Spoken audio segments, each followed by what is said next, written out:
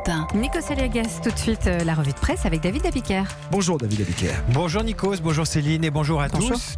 Alors ce matin, quelqu'un remonte sur le ring, enfin c'était hier soir, remonté sur le ring médiatique, c'est le Premier ministre qui détaillait sur TF1 l'arsenal sécuritaire face aux violences des casseurs. Alors du droite comme du gauche, le message apporté jusqu'aux unes de la presse du jour.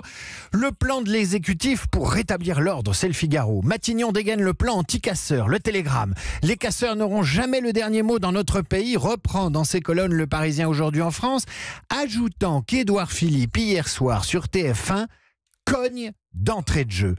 Un vocabulaire qui m'a rappelé, non pas la vidéo du boxeur du pont Léopold Sédar Senghor, dont les regrets filmés hier avant sa garde à vue font en ce moment la curiosité des réseaux sociaux. Non, ça m'a rappelé que le Premier ministre est lui-même boxeur amateur. Voilà ce qu'il disait de la boxe il y a 2 ans à nos confrères de Radio Bleu.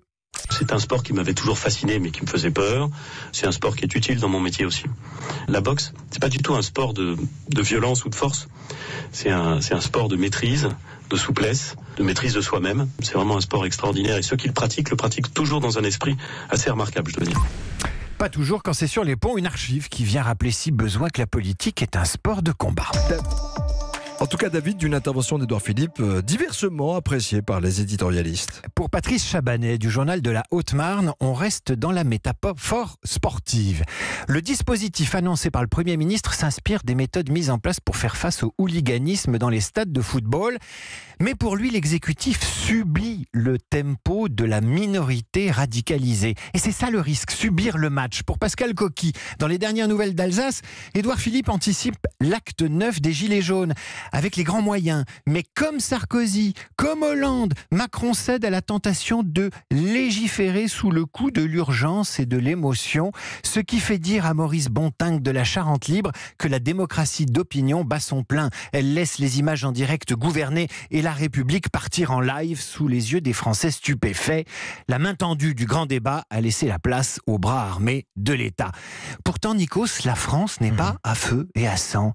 Elle est agitée mais plus tranquille qu'on ne le dit. La Croix l'a bien compris ce matin, qui parle aux Français avec douceur et tendresse de l'impôt et du couple face au prélèvement à la source. La réforme pousse les conjoints à parler d'argent pour définir leurs taux respectifs. Illustration avec ce dessin de 2 lignes en page 3 de la Croix. Un couple de salariés, elle et lui, se regardent, fatalistes, peut-être avec tendresse. Lui dit à sa femme: nous voilà donc condamnés à faire impôts séparés, ou comment la fiscalité entre dans l'intimité du mariage. Et puisqu'on parle de prélèvement, on va partir à Vittel.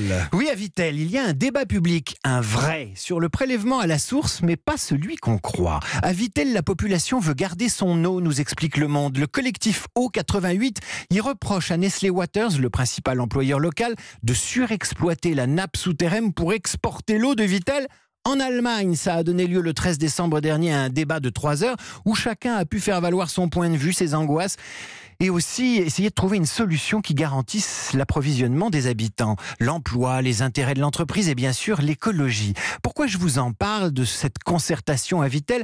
Parce que l'eau, ça concerne tout le monde, mais aussi parce qu'à Vittel, la concertation publique est supervisée entre autres par un représentant de la Commission nationale du débat public, la même que celle qui est chargée de conduire le grand débat national voulu par le président, avec une nuance de taille.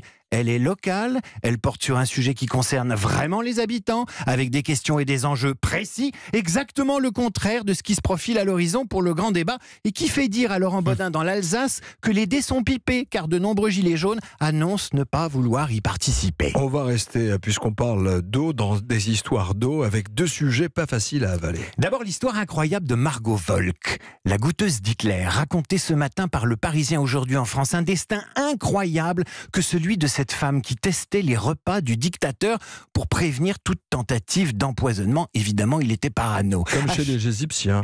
Exactement, comme chez Staline aussi. À chaque bouchée, c'était la terreur, raconte Rosella Postorino, qui est partie sur les traces de Margot Volk, qui en 1943 sacrifie à l'âge de 26 ans, toute jeune et volontairement, 2 ans de sa vie au fourreur pour emporter la culpabilité jusqu'à sa mort. Pas facile à avaler non plus, dans un autre genre, la sortie dans Marie-Claire de l'auteur et écrivain Yann Moix, qui avoue avec sincérité, certes, ne pas pouvoir aimer une femme de 50 ans. De quoi enflammer les conversations et déclencher la colère et les sarcasmes de nombreuses femmes de 50 ans et plus, et même des femmes qui ont moins de 50 ans. Ces femmes auxquelles la société, les hommes et le monde du travail n'en finissent pas de renvoyer leur âge à la figure. Parmi les réactions à ces propos, la romancière Colombe Schneck a photographié un joli postérieur de 52 ans, peut-être le sien, qu'elle a posté sur Instagram en forme de riposte. Une photo de fesses donc, c'est ce que j'appelle une ripostérieure. Oh, pas mal, pas mal. Moi, je me souviens aussi des fesses de Paul Naref quand il avait quitté la France. C'était une riposte, et puis il y a les fesses de Brigitte Bardot dans Le Mépris. Et puisqu'on est dans des histoires de fesses, on va continuer. Avec Antelou. Oui. Il va être content.